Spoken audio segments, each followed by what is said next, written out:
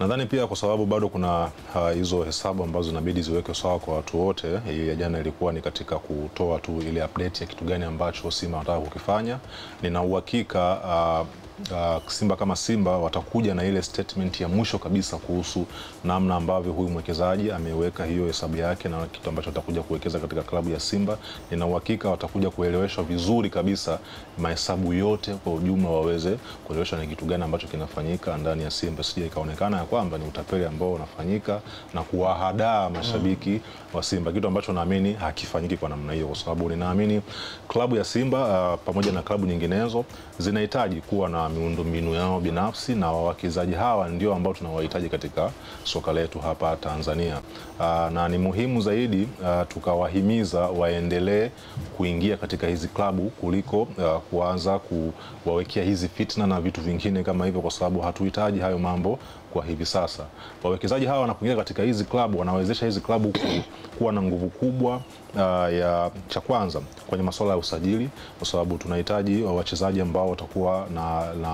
na level za hali ya juu kwa ajili ya kuzifanikisha hizi klabu katika michuano ya kimataifa. Tumesikia hapo katika masuala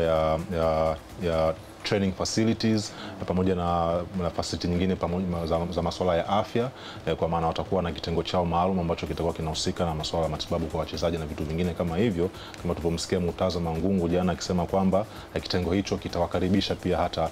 kutoka klabu nyingine kuja kujifunza namna ambavyo Simba inafanya kazi zake hapo. Lakini pia katika masuala ya viwanja ni kitu muhimu zaidi. Kwenye sekta ya viwanja nilikuwa nataka nizungumzie umuhimu wa klabu kuwa na uwanja wake binafsi, na umuhimu wa klabu kuwa na uwanja wake binafsi unategemea na umuhimu wa huyo mwekezaji alivyokuja, amepokelewa vipi na ni mipango gani klabu iliyokuwa nayo itakayoendana na mipango ya huyo mwekezaji. Faida ya kwanza, kuwa na uwanja wako binafsi utakuwezesha wewe kupangilia activities gani zifanyike katika ule uwanja ili kulinda ubora wa uwanja wako, kwa sababu kwenye ile pitch, kwa sababu pitch za viwanja vya soka ni kama malisho ya ng'ombe, muda wote yanatumika, kwa lazima yawe yanatunzwa. Kwa kukaribisha matumizi ya kila aina katika uwanja wa soka mara nyingi haijawahi kuwa na afya njema. Mfano, katika taifa la Australia, klabu nyingi za soka nchini Australia zimekuwa zikihangaika zaidi kupata viwanja bora, kwa sababu mara nyingi michezo ambayo inafanyika pale, soka so la kiwango kikubwa kule, mchezo ambao unachukuliwa kwa kiwango kikubwa kule ni rugby, bila kama taifa ziko sawa, ni rugby ndio ambao wanazingatia zaidi. Kwa viwanja vile vya soka vinatumika katika, sababu ni viwanja ambao ni multipurpose, mara nyingi ubora wa pitch ya kucheza soka inakuwa inaathiriwa. Kwa hiyo wakaanza kutafuta sasa namna ya kuhakikisha kila klabu inakuwa na uwanja wake wa soka kwa ajili ya kupunguza hayo matumizi mengine ambayo hayana msingi na yanaharibu ubora wa pitch za kucheza. Lakini faida nyingine pia, klabu itakuwa na uwezo wa kuweka sasa ile tunasema theme ama ile muonekano wa klabu kimsingi. Na mfano kama klabu ya Simba wanatumia jezi zao za rangi nyekundu na nyeupe, na mara nyingine wakiweka zile rangi za blue ama rangi tofauti, wanaweza wakazipandikiza katika sehemu mbalimbali ndani ya uwanja kwa ajili ya kuwapa sasa mashabiki wao ile tunasema ile hisia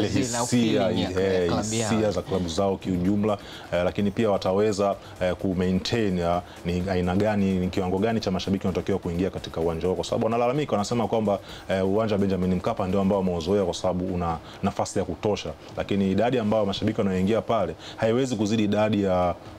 sita ambazo zitakuwepo katika huo uwanja mpya mpaka utakapokamilika. Lakini kingine ambacho nakitazamia katika hii progress ambayo Simba wanaifanya ni kwamba kinachosubiriwa zaidi ni muda gani utatumika hadi uwanja huu utakapokamilika, kwa maana ujenzi wake utakapokamilika. Lakini katika hichi kipindi chote ambacho uwanja utaendelea kujengwa na hizo facilities nyingine mpaka zitapokuja kukamilika, Simba wana nafasi ya kuyatafuta kwa nguvu hayo mafanikio ya katika ngazi ya kisoka kimichezo zaidi. Kwa mfano, msimu huu wapo katika hatua ya semi-final michuano ya Confederation Cup kwa Afrika. Iwapo wataweza kufanya vizuri zaidi hadi mwisho wakabeba hili kombe, basi katika siku ambayo watazindua huo uwanja wao ama facilities zao, watakuwa na nafasi ya kulisogeza hilo kombe pale na kusema kwamba mwaka ambao tuliweka nia ya kufanya mabadiliko ama mapinduzi ndio mwaka ambao tuliweza kupata haya mafanikio, na itakuwa ni mwanzo mzuri kabisa kuelekea mabadiliko ama mapinduzi ambayo Simba wanafanya.